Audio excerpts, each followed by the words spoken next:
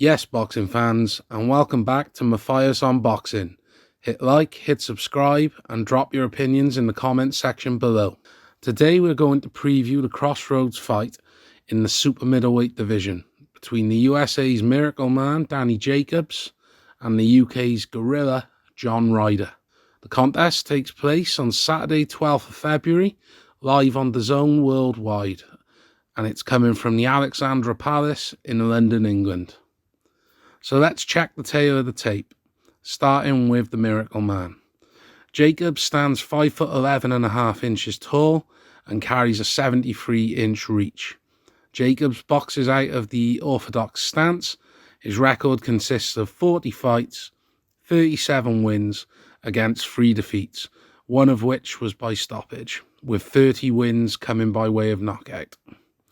Turning our attention to John Ryder, the Gorilla has the shorter height at 5'9" and the shorter reach at 72 inches.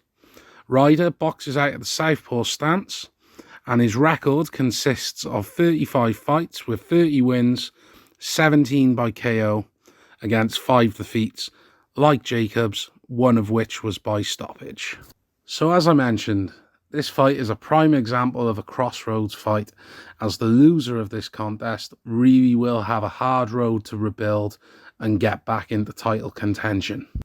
Looking at the records, it is clear to see that Jacobs has boxed at the much higher level and is a 2-time world middleweight champion.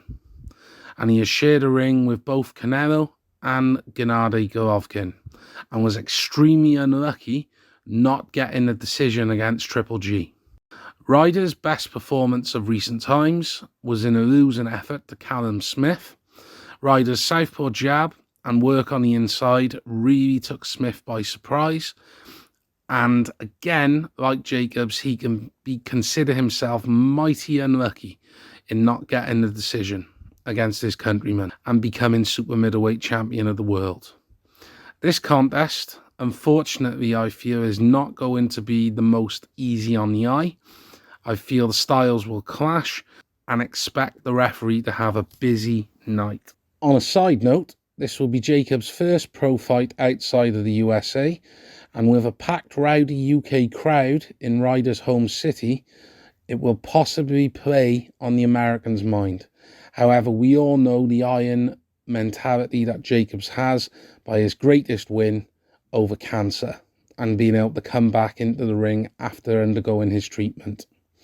Jacobs has looked poor recently, particularly in that Rosado fight, where the usual fluidity and movement seemed to be missing.